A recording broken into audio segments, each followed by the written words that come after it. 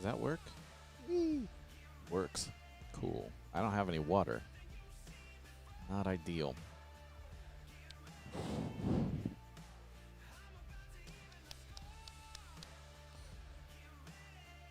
Good morning, good morning, good morning, everybody.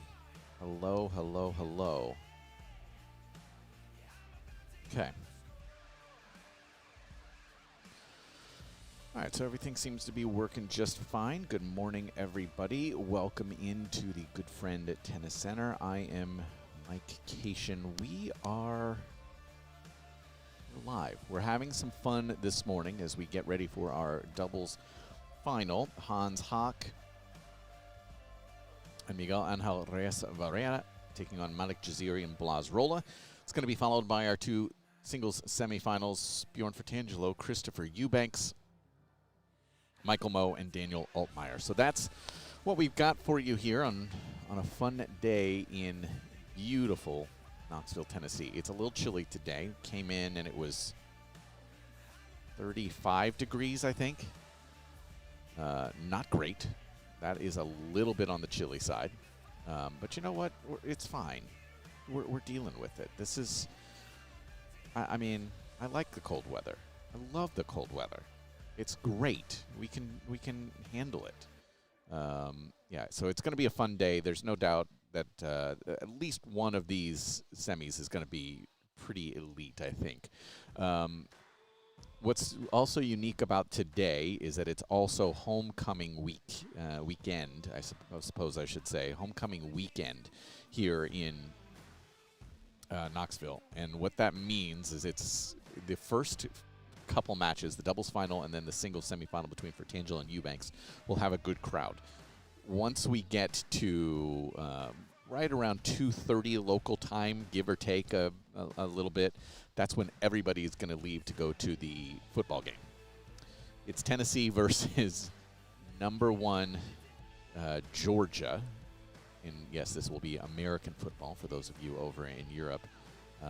And yeah, it's going to be nuts here. Like this morning, it was pretty quiet on the drive-in. That was fine. But then I think you could already see that people were out and tailgating and getting everything ready and, frankly, drinking heavily.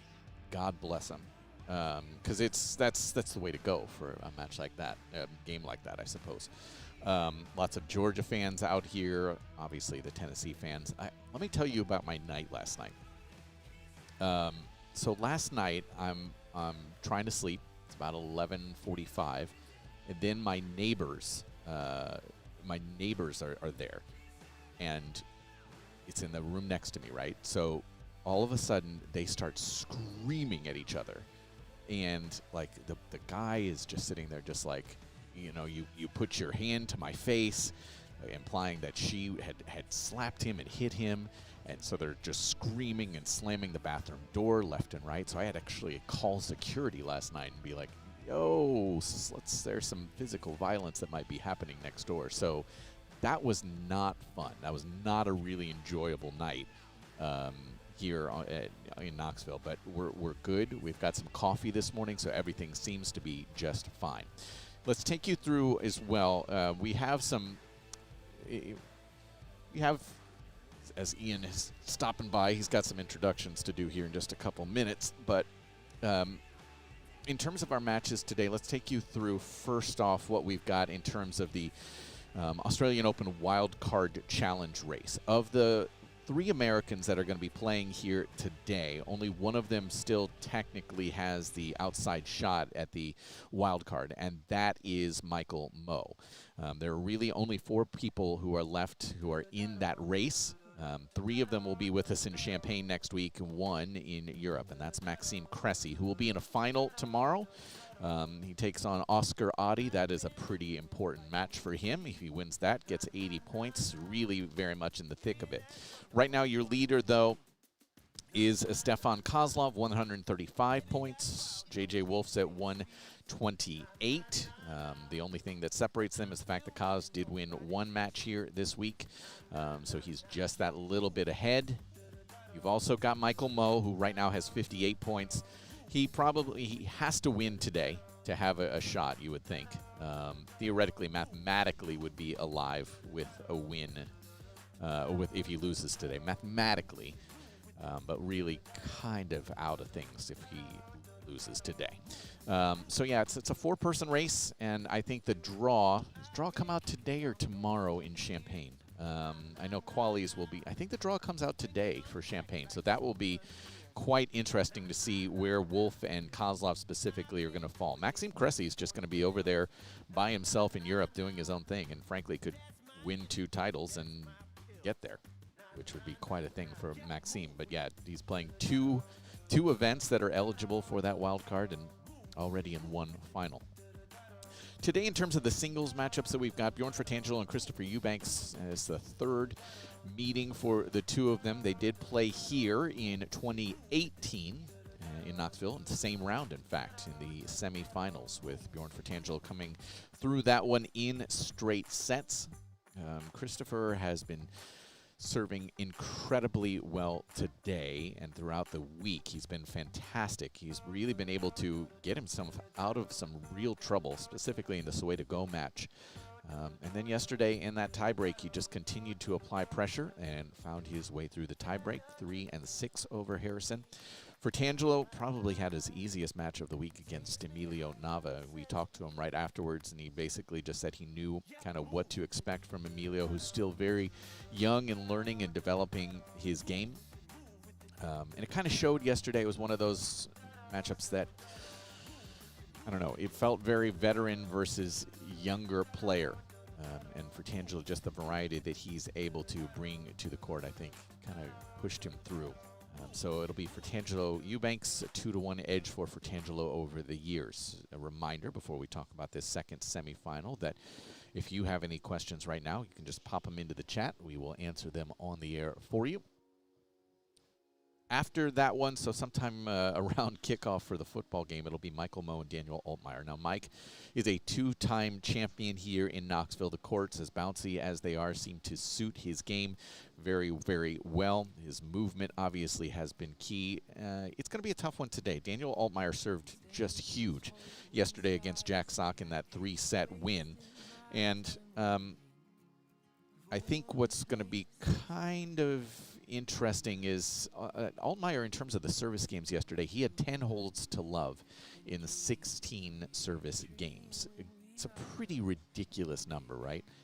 Part of that is the fact that Jack was not very active in some of those return games, and frankly, once he got the break in the first set, just kind of went away a little bit. And so I'm interested to see how different Mmoh is. I think it's going to be drastically different. So Altmaier's still going to have to serve at a very high percentage. He was right around 70% last night. It will be interesting to see if he's able to match that. Mmoh, with his athleticism, I think he's going to have to find that good balance between offense and defense here today, and I think he wants to get into the backhand trades with Altmaier and see if he can go a little bit heavy with that backhand to the one-hander of Altmaier. That will be a difficult proposition to do today. Altmaier has been really good at maintaining control early in points and going after his ground strokes, his big forehand specifically early in points. So we'll see how that one floats out. Doubles final is coming up in approximately 10 minutes. We'll get started. Hans Hach and Miguel Angel Reyes-Varela looking for their second challenger title together here in 2021. Malik Jaziri and Blas Rola on the other side. I had to go back and check, but Malik Jaziri has not won a doubles title of any kind in 8 years. 2013 was his last title of any kind in the doubles side. Did have that U.S. Open run to the semifinals. Hello, Tinka. Welcome into the stream. So Jaziri, yeah, it was a good run to the semis, and that's a ton of points and got him to a career high right into the top 50, but hasn't won a title since 2013. He and Blas Rola both into their 30s. They're not playing as many doubles events, as you might understand. Yes, it is that cold here. It is frigid inside the building right now. It's 40 degrees outside, and they have the fans on, the big air conditioning fans on. So yeah, it's really cold. I do have a winter jacket with me as well, so I might need it. But for Blas Rola, again, I think he's played 6 events this year. This is his second final.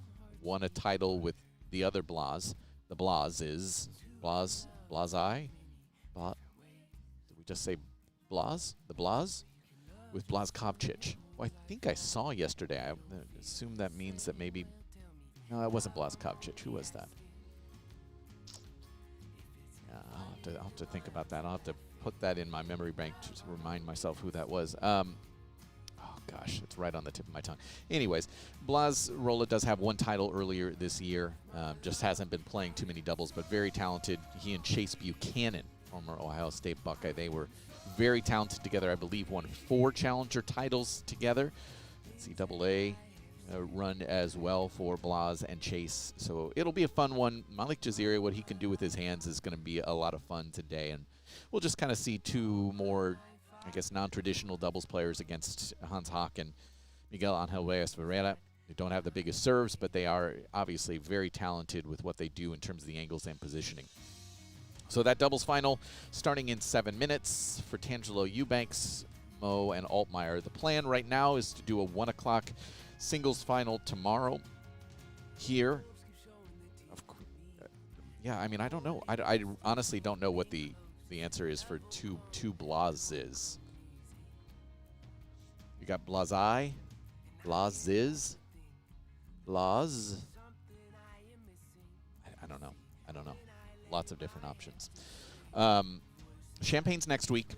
And yeah, so when the draw comes out today, that's going to have a lot of interest. You've got, like we said, the 3 Americans who at the moment have the opportunity to win the wild card from Champagne, and Maxime Cressy over in Europe. He's a little bit more in control. I think we're gonna have a guest here for a second.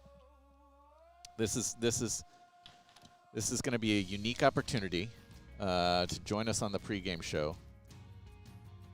We're going to be joined here for 2 minutes. 2 minutes. Sit. You sit. Yeah, because you're on the pregame show. Yeah. This man's going to be on the pregame show.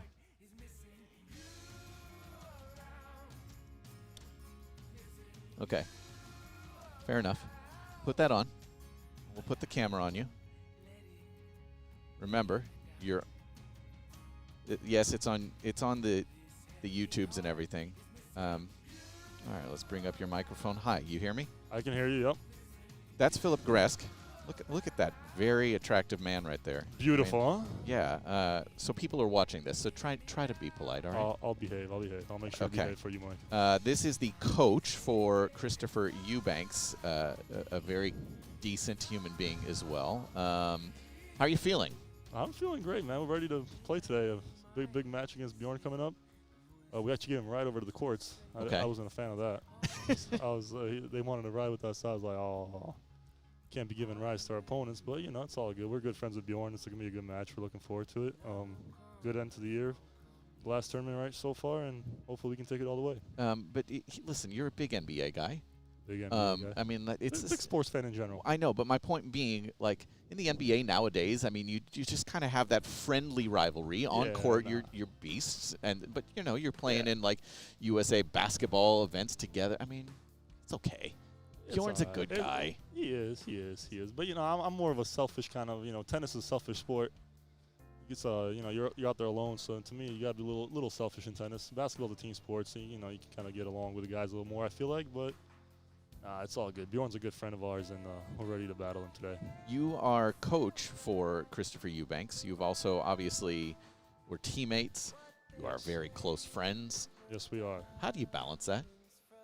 To be honest with you, when we started working last July of 2020, that was my biggest concern of us balancing our friendship and taking it to the court and keeping it professional on the court. But we've done I'd say a pretty good job of handling that so far. We kind of can, we step foot on court, we kind of can balance it out and kind of keep it professional. And, we still joke around and all that. But off the court, obviously, we're best friends. And, whatever happens on court, nothing's ever going to divide us off the court. And we do a good job of handling all that. And so far, results have been really good since we started, moving up the rankings consistently. So far, so good. If he gets the title here, I think he'll end up being one spot behind his career high. I'm aware of that. The goal, the goal at the U.S. Open when he qualified in, the goal was to get a career, get this career high at the end of the year. I know if he wins here, he'll be right one spot behind. Right. I know he's going to lose a couple points next week from last year, but I mean, all in all, it's been a solid year. Good year good ending to the year for sure, and hopefully we can carry it into next year. All right, but as the coach, Chris is going to be playing World Team Tennis. Yes, he is. So he's not going to be playing in Champaign as a result. He's not, no. I'm going to ask you the tough question here, and Chris won't go back and watch this, so it's okay. It's all good. Fine. If he wins this title, 80 points, yeah, then could theoretically get the AO wild card if he won again next week. I mean, listen, it's you have to make a decision. I mean, theoretically, if he wins here, yeah, he could still get it, but he's got to do what's best for him too financially. Sometimes you got to make a tough choice in the sport, in this business, especially where he's ranked. He's got to go do what he's got to do. So I can't hold it against him. Yeah, I think that's a completely fine decision. Yeah. In terms of today, these two played 3 years ago, and we have to leave in 2 minutes because we're going to start the doubles final. But what do you think is the biggest difference from where these two are at now versus, say, 3 years ago? I don't really know much, so much for Bjorn. I didn't follow Bjorn that closely 3 years ago. But for Chris, I think he's definitely developed as an all-around player from 3 years ago. Definitely do more out there, more variety in his game. Still got lots to work on, but he's definitely improved a lot as an all-court player, and I think he's in a different space today than he was 3 years ago for sure. Where are you at it compared to 3 years ago? I'm in a much better space too. That's for sure. I got my dream job, traveling with my best friend around the world, coaching and helping him out as much as I can. So I'm definitely living my best life right now. Look at you being professional. I'm so proud of you. I can do it too. I can do it too. Shit. Philip Greska joining us on the pre-game show. How much Tinka wants to know how much he's getting paid. You're not at liberty to say that, are you? I can't say that, but he's getting paid nicely, that's for sure. Yeah, that's the thing. World Team Tennis, they do a great job of taking care of their players, and the financial events, financial side of that is one thing, but they do an incredible job of making sure that it's like a family atmosphere on top of the payment side. I've never been. I know it's a fun event. I mean, we watched it last year during the pandemic on TV, and when it was in West Virginia, I think. Mm-hmm. And I know he could have played that year. We did. He wasn't even asking me for advice if he should play it or play tournaments during that time, because it was supposed to be the Olympics as well that year. Yeah, right. With COVID and everything, he kind of missed out on that. Missed out on a nice paycheck. So this year we're like, if he gets an offer, we'll go take it and go play, have some fun. I mean, it's the end of the year, had a long year, so I think it'll be nice for him kind of just to kind of unwind there and for 2 weeks have fun on the court and then get back to business when he gets back home before Australian Open. Go get some work done, huh? We will. Okay. Thanks for having me. That's going to be our stream for the pregame. We will restart on the real stream here coming up in just a couple of minutes. Doubles final is upcoming here at the Knoxville Challenger.